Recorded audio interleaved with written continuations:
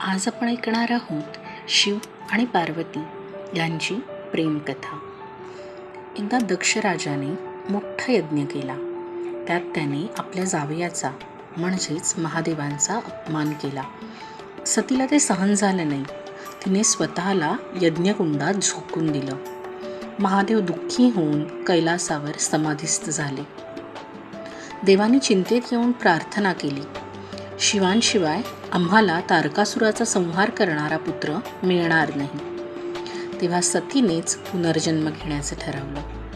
हिमालय आणि मेनादेवी यांच्या घरी एका कन्येचा जन्म झाला आणि तीच माता पार्वती. लहान वयातच पार्वतीला हे जाणवलं की तिचा जीवनधर्म हा शिवांजवळ विवाह करणं हा आहे. ती रोज शिवलिंगावर फुले अर्पण करी आणि ध्यान करत बसे. तिच्या मनात केवळ एकच स्वप्न होतं, मी महादेवांची अर्धांगिनी होणारच. पार्वतीने कठोर तप सुरू केलं. हिमालयाच्या बर्फात उभं राहून, उन्हात अंग भाजून, कधी पानं खाऊन तर कधी फक्त पाणी पिऊन अनेक वर्षे ती शिवांना आपला पती म्हणून मिळवण्यासाठी तप करीत राहिली. देवही आश्चर्यचकित झाले तिच्या या निर्धाराने. देवांना वाटले शिव आपल्या समाधीतून बाहेर आले पाहिजेत, म्हणून कामदेवाने आपल्या फुलांचा बाण शिवांवर मारला. महादेवाने डोळे उघडले आणि रागाने कामदेवाला भस्म करून टाकले. पण त्याच क्षणी शिवांच्या अंतःकरणात पार्वतीबद्दल एक हलकीशी ओढ निर्माण झाली. महादेवाने पार्वतीची खरी निष्ठा तपासण्यासाठी एक साधुरूप घेतलं आणि ते तिच्याजवळ आले आणि म्हणाले, शिव विरक्त आहेत, भस्मधारी आहेत, भूतांच्या सोबतीत राहतात. तू एवढी सुंदर आहेस, मग त्यांच्याशी का विवाह करू इच्छितेस? परंतु पार्वती ठाम राहिली. ती म्हणाली, माझे पती शिवच आहेत, त्यांच्याशिवाय दुसरं कुणीही माझा स्वामी होऊच शकत नाही. ही तिची अखंड श्रद्धा पाहून शिव प्रसन्न झाले. हिमालयाच्या दरबारात शिव वरात घेऊन आले.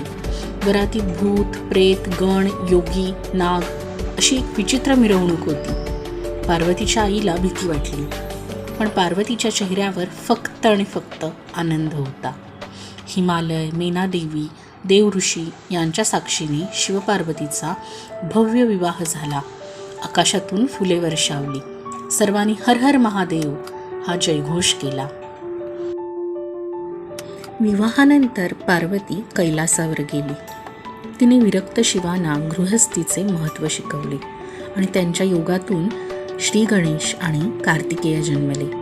शिवपार्वतीने एकत्र येऊन जगाला दाखवले की प्रेम म्हणजे निष्ठा, त्याग आणि संतुलन. नंतर शिवपार्वती एकरूप झाले आणि अर्धनारीश्वर रूप प्रकटले. अर्धा भाग शिवांचा तर अर्धा भाग पार्वतीचा.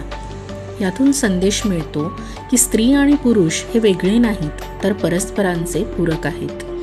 अशी ही शिवपार्वतींची प्रेमकथा, त्याग, तपस्या आणि अढळ श्रद्धेची.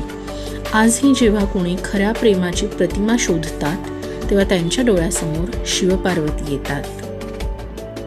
ओम नमः पार्वतीपतये. हर हर महादेव.